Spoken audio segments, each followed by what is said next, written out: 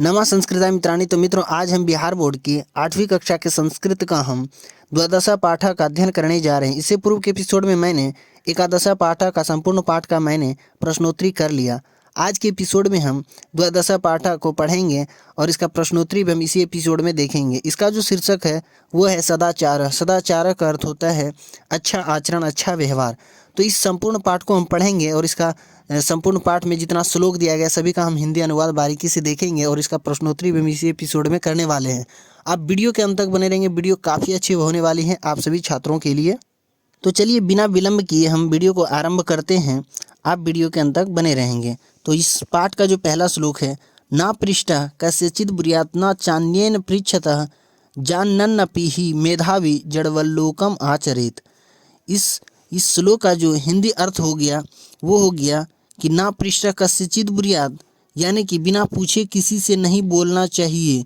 ना चान्येन पृच्छतः, यदि किसी के द्वारा जबरदस्ती पूछा जा रहा हो तो जानन्नपि हि मेधावी जडवल्लोकम आचरेत, यानी अगर आपसे ज़बरदस्ती किसी के द्वारा पूछा जा रहा हो तो मेधावी लोग जानते हुए भी मूर्ख की तरह इस संसार में आचरण करते हुए चुप रहे हैं। यानी कि अगर आपसे ज़बरदस्ती भी किया जा रहा है तो आप मूर्ख की तरह आचरण व्यवहार करने लगें और चुप रहें। यानी कि ये आपकी जो है यही पहचान है, अच्छे विचार है।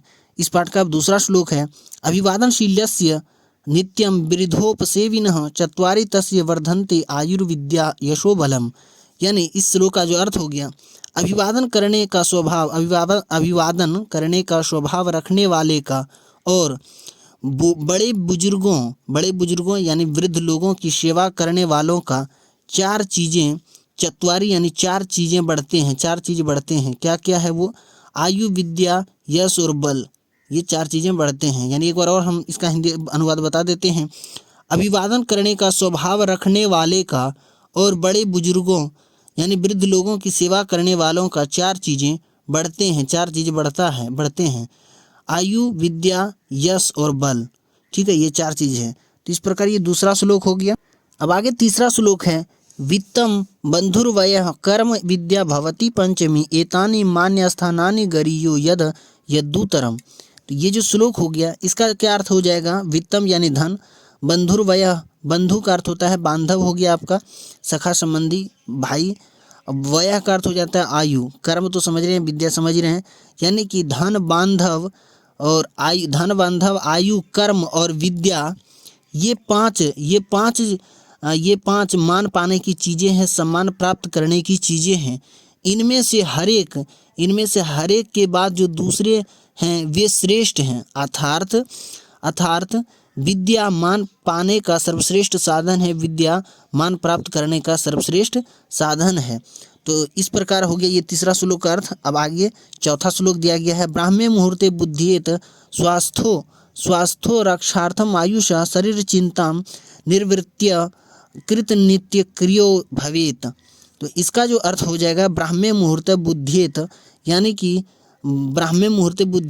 कि इसका जो अर्थ हो जाएगा ब्राह्मे मुहूर्ते बुद्धियेत स्वास्थो रक्षार्थम आयुषा, यानी कि आयु और स्वास्थ्य की रक्षा के लिए ब्रह्म मुहूर्त में उठना चाहिए, ब्रह्म मुहूर्त में जगना चाहिए, यानी सुबह के समय में उठना चाहिए। शरीर की चिंता करते हुए नित्य क्रिया का संपादन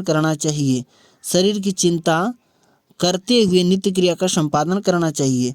आगे है पांचवा श्लोक है, आचार्यश्च पिता चैव माता भ्राता च पूर्वजः नार्तेनाप्यवमन्तव्यः पुंसां कल्याण कामिनः।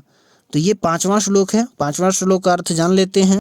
तो पांचवा श्लोक का जो अर्थ हो जाएगा वो हो जाएगा, कल्याण चाहने वाले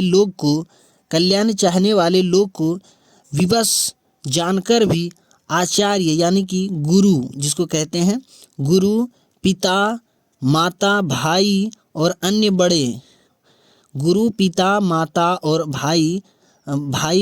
बड़े लोगों का अपमान नहीं करें। यानी कि कल्याण चाहने वाले लोग को अपने को विवश जानकर भी गुरु, पिता, माता, भाई और अपने से अन्य बड़े लोगों का अपमान नहीं करना चाहिए।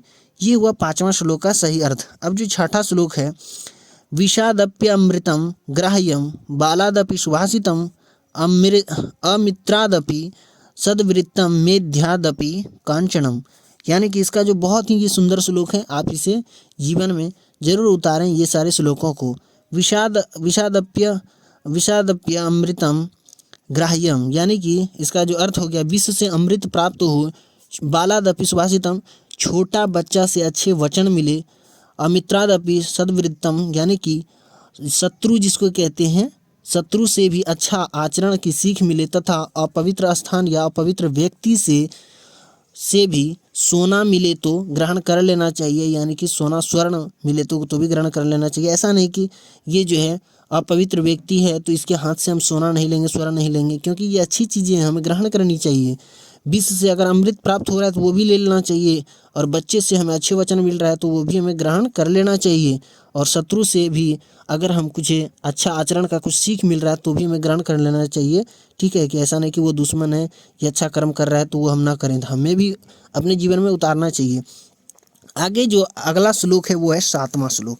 7वां श्लोक देखिए, बहुत ही सुंदर श्लोक है। सर्वलक्षण हीनो अपि यह सदाचारवान नरः श्रद्धावान अनसूयश्च शतम वर्षाणि जीवति।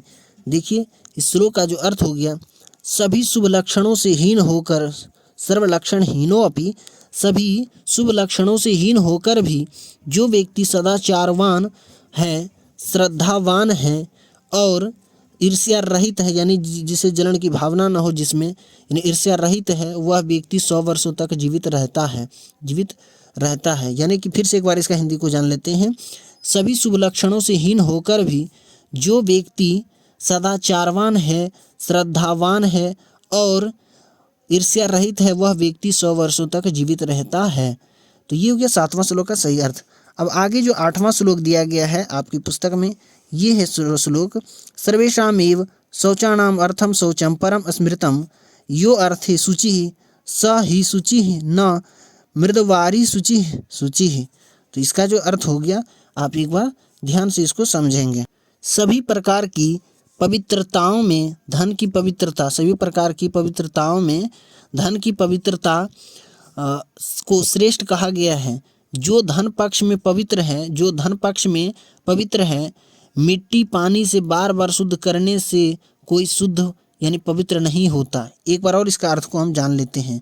सर्वेषाम, सभी प्रकार की पवित्रताओं से, सर्वेषाम शौचानाम अर्थम शौचम परम स्मृतम, यानी सभी प्रकार की पवित्रताओं में धन की पवित्रता को श्रेष्ठ कहा गया है। जो धन पक्ष में पवित्र है वही पवित्र है, यानी कि जो व्यक्ति धनवान है वही व्यक्ति श्रेष्ठ है, पवित्र है, उसी को पवित्र कहा गया है। मिट्टी पानी से बार बार शुद्ध करने से कोई शुद्ध नहीं होता है, यानी कोई पवित्र नहीं होता है। यानी कि जो धन में श्रेष्ठ है, जो धन से पवित्र है व्यक्ति, वही पवित्र आज के समय में है। ठीक है, तो ये सदाचार था। इन सारी चीज़ों को आपको सिर्फ पढ़ना ही नहीं है, बल्कि अपने जीवन में भी इन्हें चरितार्थ करें, अच्छी सीख इससे पाएं और अपने जीवन में इन्हें उतारें। आपको अपने जीवन में बहुत ही इससे समाधान मिलेंगे, समस्याओं का समाधान मिलेंगे। चलिए अब इसका प्रश्नोत्तरी को आसान तरीके से कर लेते हैं। तो इस पाठ का जो पहला जो प्रश्न है वो मौखिका का पहला प्रश्न है, पूर्ण वाक्येन उत्तरात्, यानी पूर्ण वाक्य में उत्तर देना है। पहला जो प्रश्न है, कस्य चत्वारि वर्धन्ते, यानी किसके 4 चीज़ जो है वो बढ़ते हैं। तो ये तो अभी मैंने आपको श्लोक में जरूर ही पढ़ा चुका हूँ। तो चलिए इसका उत्तर भी जान लेते हैं सभी का बारीकी से। तो पहला का जो क नंबर प्रश्न का उत्तर होगा ये होगा, अभिवादनशीलस्य नित्यम विरुद्धोपसेविनः, यानी अभिवादनशील व्यक्ति का और निरंतर ही बड़े बुजुर्गों का सेवा करने वाले का 4 चीज़ें बढ़ती हैं। अब दूसरा ख नंबर प्रश्न है, एक का ख नंबर प्रश्न है, अभिवादनशीलस्य कानि चत्वारि वर्धन्ते, अभिवादन करने का स्वभाव रखने वाले का क्या 4 चीज़ें बढ़ते हैं, उसका नाम यानी पूछ रहा है। तो इसका उत्तर में आप लिखेंगे, अभिवादनशीलस्य आयु विद्या यशः बलम च वर्धन्ते, यानी कि अभिवादन करने का स्वभाव रखने वाले का जो 4 चीज़ें हैं वो आयु, विद्या, यश और बल, ये बढ़ते हैं ये 4 चीज़। ग नंबर प्रश्न है, कति मान्य स्थानानि सन्ति, कितने जो है मान पाने की चीज़ें हैं, यानी कि सम्मान प्राप्त करने की चीज़ें हैं। तो इसका उत्तर में आप लिखेंगे पंच मान्य स्थानानि सन्ति, यानी 5 जो है मान प्राप्त करने की चीज़ें हैं, सम्मान प्राप्त करने की चीज़ें हैं। इसी के क्रम में आगे है घ नंबर प्रश्न है पंच मान्य स्थानानि कानि सन्ति, यानी 5 जो है मान प्राप्त करने की चीज़ें कौन कौन सी हैं। तो इसका उत्तर में आप लिखेंगे वित्तम बंधु वयः कर्मः विद्या च एतानि पंच मान्य स्थानानि सन्ति। तो ये इसका जो अर्थ हो गया, यानी कि वित्तम यानी कि धन और बांधव और आयु, कर्म और विद्या, ये 5 चीज़ें जो भी है ये मान प्राप्त करने की चीज़ें हैं, स्थान सम्मान प्राप्त करने की चीज़ें हैं। अगला नंबर प्रश्न है कदा बुद्धियेत, यानी कि कब जो है जागना चाहिए। तो इसका उत्तर में आप लिखेंगे ब्रह्म मुहूर्ते बुद्धियेत, यानी ब्रह्म मुहूर्त में जागना चाहिए। तो इस प्रकार जो है आपका इस पाठ का पहला प्रश्न का सभी का उत्तर हो गया। आप स्क्रीनशॉट ले सकते हैं अथवा वीडियो रोक कर लिख लें। चलिए अगले प्रश्न की ओर बढ़ते हैं। आगे अब दूसरा प्रश्न जो है ये है सुस्पष्टम उच्चार्यत, यानी शुद्ध उच्चारण करें, सही से उच्चारण करें। ये चलिए इसका हम उच्चारण करके बता देते हैं। ब्रूयात ब्रूयाताम ब्रूयुः, आचरेत आचरेताम आचरेयुः, भवेत भवेताम भवेयुः। तो इस प्रकार हो गया इसका सही उच्चारण दूसरा प्रश्न का। चलिए तीसरे प्रश्न की ओर बढ़ते हैं। अब आगे जो तीसरा प्रश्न है पठत, यानी कि पढ़ें। तीसरा प्रश्न को पढ़ना है। जैसे न मित्रम, इसको अमित्रम, यानी कि न मित्रम का अर्थ हो गया जो दोस्त नहीं हो अर्थात दुश्मन। तो बात एक ही है, सिर्फ इसको पढ़ना है। न मित्रम अमित्रम, न मेधम्यम अमेधम्यम। इसके बाद है न असूया अनसूया। इसके बाद न पृष्ठः अपृष्ठः, न न्यायेन अन्यायेन, न उचितम अनुचितम, यानी कि न न्यायन यानी जो न्याय के योग्य नहीं है, तो यानी कि अन्याय के योग्य, यानी कि न उचितम जो उचित नहीं है अर्थात अनुचित है। तो बात एक ही है, तो इसको सिर्फ पढ़ना था। चलिए अब चौथे प्रश्न की ओर बढ़ते हैं। अब आगे जो लिखित का ये प्रश्न यहाँ से प्रारंभ होता है। चौथा प्रश्न है उदाहरणानुरूपम वाक्यानि रचयत, उदाहरण के अनुरूप जो वाक्य का निर्माण करना है। जैसे कि नित्यम है, तो नित्यम से एक वाक्य बनाया है। वयम नित्यम विद्यालयम गच्छामः, हम लोग जो है प्रतिदिन विद्यालय जाते हैं, हम लोग जो है नित्य ही विद्यालय जाते हैं। तो ये हो गया। इसी प्रकार पिता है, स्वस्थ है, कांचनम है, जीवती है, रक्षार्थम है। तो सभी का हमें क्या करना है, वाक्य में प्रयोग करना है, वाक्य का निर्माण करना है इन सभी शब्दों से। तो आप चौथा प्रश्न का उत्तर यहाँ से लिखेंगे। पिता का जैसे बनाएंगे आप, तो पिता पुत्रेण सह गच्छति, यानी पिता पुत्र के साथ जाता है। ये वाक्य का निर्माण इसी प्रकार होगा। संस्कृत में इन सभी का करना है। स्वस्थ का वाक्य निर्माण होगा राम स्वस्थ अस्ति, यानी राम स्वस्थ हैं। तो आप इसके अलावा आप कुछ भी और भी बना सकते हैं, कोई भी वाक्य बना सकते हैं कि वह स्वस्थ है, स स्वस्थ अस्ति, तो आप कुछ भी बना सकते हैं। कांचनम का अर्थ होता है स्वर्ण या सोना, तो इसका आप बनाएंगे कांचनम अति उत्तम धातु कथ्यते, उत्तम धातु कथ्यते, यानी कि सोना जो है, सोना अति बहुत ही उत्तम धातु कहे जाते हैं, बहुत उत्तम धातु कहे जाते हैं, अच्छे किस्म के धातु कहे जाते हैं। जीवति नर शतम वर्षाणि जीवति, यानी कि व्यक्ति जो हैं 100 वर्ष तक जीवित रहते हैं, जीते हैं। रक्षार्थम देशस्य रक्षार्थम अहम जीवामि, देश की रक्षा के लिए मैं जीता हूँ, देश के हित के लिए मैं जीता हूँ। तो इस प्रकार चौथा प्रश्न हो गया। चलिए पांचवा प्रश्न की ओर बढ़ते हैं। ये जो पांचवा प्रश्न है सुमेलनम कुरुत, यानी सही मिलान करना है। जैसे सदाचार है, इसी का मेधावी है, सुभाषितम है, पूर्वज है, श्रेष्ठ, इधर यानी इधर से इधर मिलान करना है, कौन किस में सही मिलान होगा। तो चलिए हम सभी का करके बता देते हैं आसान तरीके से। तो आप पांचवा प्रश्न का सही मिलान इस प्रकार करेंगे। जैसे सदाचार है, मेधावी है, सुभाषितम है, पूर्वज है, गरीय है, मुहूर्त है। तो सभी को हम मिलान करते हैं। पहले सुभाषितम को देख लेते हैं। सुभाषितम का अर्थ होता है सुंदर वचनम, सुंदरम वचनम, यानी अच्छे वचन। इसके बाद पूर्वज है कश्चित वंशस्य पुरुषः, किसी वंश का जो पहले जो जितने भी पुरुष आए थे, जन्म हुए थे, जितने भी पुरुष आए थे वो हो जाएगा। इसके बाद गरीय का अर्थ होता है श्रेष्ठ, तो श्रेष्ठ में इसको आप मिला देंगे गरीय को। इसी क्रम में है मुहूर्त का अर्थ होता है मुहूर्त यानी समय विभाग, यानी समय का जो बंटवारा होता है वो मुहूर्त में होता है। इसी के क्रम में जो है सदाचार यानी सज्जनानाम व्यवहार, यानी सज्जन अच्छे लोगों का जो व्यवहार होता है तो वो सज्जनानाम व्यवहार ये कहलाता है सदाचार। मेधावी कहा जाता है यह कश्चित विलक्षण संस्कारः धारयति, यानी कि जो एक विशेष प्रकार के लक्षण को धारण करते हैं अपने अंदर, उसे मेधावी कहते हैं। इस प्रकार हो गया पांचवा प्रश्न का सही मिलान। चलिए छठे प्रश्न की ओर बढ़ते हैं। अब आगे जो छठा प्रश्न है, प्रश्न नाम उत्तराणी लिखत, प्रश्नों के उत्तर लिखें। यानी क नंबर प्रश्न है कल्याण कामिणा के नामवंतव्यः, यानी कि कल्याण चाहने वाले को किसका अपमान नहीं करना चाहिए, कल्याण चाहने वाले को किसका अपमान नहीं करना चाहिए। तो मैंने श्लोक में आपको पढ़ा दिया था। चलिए हम सभी का प्रश्न उत्तरी एकदम बारीकी से संस्कृत में कर लेते हैं। तो अब छठा प्रश्न का सही उत्तर आप यहाँ से लिखेंगे। छठा का कौन नंबर प्रश्न का उत्तर यहाँ से लिखेंगे। कल्याण कामिणा आचार्य पिता माता भ्राता पूर्वजः च नावम मंतव्यः, यानी कि कल्याण चाहने वाले को गुरु पिता माता भाई और अपने से अन्य बड़े का अपमान नहीं करना चाहिए। ये हो गया कौन नंबर प्रश्न का उत्तर। ख नंबर प्रश्न है कस्मात् अमृतम ग्राह्यम, यानी किससे अमृत ग्रहण करना चाहिए, कर लेना चाहिए। तो विषाद अमृतम ग्राह्यम, यानी विष से हमें अमृत ग्रहण कर लेना चाहिए, ले लेना चाहिए, पा लेना चाहिए विष से। ग नंबर प्रश्न है किम शौचम श्रेष्ठम स्मृतम, किम शौचम श्रेष्ठम अमृतम, यानी कि किस प्रकार के धन को श्रेष्ठ कहा गया है। उसका उत्तर हम लिखेंगे अर्थम शौचम श्रेष्ठम स्मृतम, यानी कि धन किस प्रकार के पवित्रता को श्रेष्ठ कहा गया है। ठीक है, तो इसका आप उत्तर में लिखेंगे अर्थम शौचम श्रेष्ठम स्मृतम, यानी कि धन की पवित्रता को श्रेष्ठ कहा गया है। तो इसी के क्रम में घ नंबर प्रश्न कः शतम वर्षाणि जीवति, यानी कौन 100 वर्ष तक जीवित रहते हैं, कौन 100 वर्ष तक जीता है। तो इसका उत्तर में लिखेंगे यह सदाचार श्रद्धावान अनसूयश्च नरः स शतम वर्षाणि जीवति, यानी जो सदाचारवान श्रद्धावान और ईर्ष्या रहित व्यक्ति है वह व्यक्ति जो है 100 वर्ष तक जीवित रहता है। अंग नंबर प्रश्न है अपृष्टः किन्न कुर्यात्, यानी कि बिना पूछे क्या नहीं करना चाहिए। तो इसका उत्तर में लिखेंगे आप अपृष्टः कश्चित् न ब्रूयात्, यानी बिना पूछे हमें किसी से नहीं बोलना चाहिए। तो इस प्रकार आप जो है छठा प्रश्न का सही उत्तर को आप स्क्रीनशॉट लिख सकते हैं अथवा वीडियो रोक कर लिख लें। चलिए अगले प्रश्न की ओर बढ़ते हैं। अब आगे जो 7वां प्रश्न है वर्णान संयोज्य लिखत, यानी वर्णों को जोड़ करके लिखना है। जैसे कि दिया गया है व ई त अ म हलंत, ये सभी शब्दों को जोड़ करके वित्तम बना। उसी प्रकार इन सभी वर्णों को जोड़ करके क्या क्या शब्द बनेंगे, शब्द का निर्माण होगा। तो चलिए हम सभी का करके बताते हैं शब्द का निर्माण। तो अब 7वां प्रश्न का सही उत्तर यहाँ से लिखेंगे। जैसे बहलन धन रहलन धन आ धन हलन धन महलंत धन अह, तो इन सभी का संयोग से बनेगा ब्रह्म। ठीक है, इसी प्रकार महलन धन ऊ धन हलन धन ऊ धन रहलन धन तहलन धन अह, इसका संयोग से जो है इन वर्णों के संयोग से मुहूर्ता बनेगा। इसी प्रकार इनके संयोग से श्रद्धा बनेगा। इसी प्रकार स री अंग ये शब्दों के संयोग से इन सभी वर्णों के संयोग से श्रृंगारः बनेगा। इसी प्रकार इन वर्णों के संयोग से उज्ज्वला बनेगा।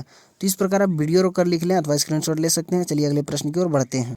अब आगे है 8वां प्रश्न है उदाहरणानुसारम पदानि पृथक कुरुत, यानी उदाहरण के अनुसार जो है पद को पृथक अलग करना है। ये सर्वेषामेव, तो ये जो पद दिए गए हैं इसको अलग करना है। सर्वेषाम धन एव, जिस प्रकार किया गया उसी प्रकार हमें सबको करना है। लोकम आचरित है, रक्षार्थम आयुष है, वृत्तम मेध्यात है, तो सभी का हमें क्या करना है, अलग अलग करना है, यानी संधि विच्छेद करना है। तो चलिए हम सभी का संधि विच्छेद करके बताते हैं। तो आप 8वां प्रश्न का उत्तर यहाँ से लिखेंगे। लोकम आचरित का लिखेंगे लोकम धन आचरित, रक्षार्थम आयुषा का लिखेंगे रक्षार्थम धन आयुषा, वृत्तम मेध्यात को लिखेंगे वृत्तम धन अमेध्यात लिखेंगे आप। इसके बाद प्रथममेव लिखेंगे आप प्रथमम धन एव, शौचार्थम शौचार्थ, शौचानाम अर्थम शौचम, इसका लिखेंगे शौचानाम धन अर्थ शौचम। तो इस प्रकार हो गया 8वां प्रश्न का सही उत्तर। अब आगे 9वां प्रश्न है मंजूषाया पदानि संयोज्य वाक्यानि रचयत, यानी कि ये जो बॉक्स में शब्द दिए गए हैं इनसे शब्द यानी पद को चयन करके खाली स्थान में भरना है। कौन किस में सही सही भराएगा और वाक्य का निर्माण करना है। क नंबर प्रश्न है भारतस्य डैश बंग प्रदेशः अस्ति, यानी भारत के यहाँ पे क्या भराएगा, बंग प्रदेशः अस्ति। तो सभी का हम उत्तर चलिए बारीकी से जान लेते। तो आप 9वां प्रश्न का सही उत्तर यहाँ से भरेंगे। जितने भी लाल कलम से मैंने भर दिया है वो खाली स्थान में मैंने भर दिया, ये सही सही भरा गया है। आप इसका अर्थ को समझ ले। भारत से पूर्व भागे बंग प्रदेशः अस्ति, भारत के पूर्व भाग में जो है ये बांग्लादेश है। बिहार से मध्य गंगा नदी प्रवहती, यानी बिहार के बीच में गंगा नदी बहती है। बंगोपसागर से तटे उत्कल प्रदेश अस्ति, यानी कि बंगाल की खाड़ी के किनारे पर जो है उड़ीसा है, उड़ीसा राज्य है। गंगाया तीरे वाराणसी अस्ति, यानी गंगा के किनारे जो है वाराणसी बनारस है और वाराणसी है। पाटलिपुत्र से उत्तर भागे गंगा प्रवहती, यानी पटना के उत्तर भाग में ये गंगा बहती है, उत्तर दिशा में गंगा बहती है। सोन नदः अतीव विशाला वर्तते, यानी सोन नदी जो है बहुत ही बड़ा है। और हिमालय पर्वतानाम राजा कथ्यते, हिमालय जो है पर्वतों का राजा कहा जाता है। तो 9वां प्रश्न का सही उत्तर हो गया। चलिए 10वां प्रश्न की और आखिरी प्रश्न है ये बढ़ते हैं। तो आखिरी प्रश्न जो है मंजूषातः क्रियापदानि चित्वा रिक्त स्थानानि पूरयेत्, यानी कि जो खाली बॉक्स में दिया गया इन सभी शब्दों को चयन करके इस रिक्त स्थान में इसमें भी भरना है। तो सभी का हम चलिए बारीकी से इसको भर के हम बता देते हैं। तो 10वां प्रश्न का उत्तर में आप इस प्रकार भर लेंगे, जहाँ ये जो लाल कलम से मैंने भर रखा है इस प्रकार आप भर लेंगे। चलिए सभी को हम समझा देते हैं। तुम कस्मिन ग्रामे निवससि, तुम किस गाँव में रहते हो। ख नंबर में आप पाटलिपुत्रम गंगायास तटे विराजते, यानी पाटलिपुत्र यानी पटना जो है गंगा के किनारे पर स्थित है, विराजमान है। राज्ञो दशरथस्य चत्वारः पुत्र आसन, यानी राजा दशरथ के 4 पुत्र थे। यूयम अस्माभिः सह विद्यालयम चलतः, यानी तुम लोग हम लोगों के साथ विद्यालय चलो, तुम लोग हम लोगों के साथ विद्यालय चलो। इसी के क्रम में है अस्माकं विद्यालये श्वः वार्षिकोत्सवः भविष्यति, हमारे विद्यालय में कल वार्षिकोत्सव होंगे। ठीक है, यानी कि एक वर्ष में जो उत्सव होते हैं वो होंगे। तो इस प्रकार जो है मैंने यहाँ पे द्वादश पाठ संपूर्ण पाठ का श्लोक का अर्थ करवा दिया और प्रश्नोत्तरी भी करवा दिया। आशा करते हैं आपको बहुत ही अच्छी लगी होगी वीडियो। लाइक तो आप जरूर कर देंगे और चैनल पे नए हैं सब्सक्राइब जरूर ही करके जाएंगे। हम संस्कृत से जुड़ी सारी वीडियो लाते रहते हैं इस चैनल पे। अब संस्कृत में कहीं कोई समस्या हो आप वीडियो हमें कमेंट में ज़रूर बताएं, हम उसके लिए वीडियो ज़रूर लेके आएंगे। तब तक के लिए जय हिंद, वंदे मातरम, नमः संस्कृताय।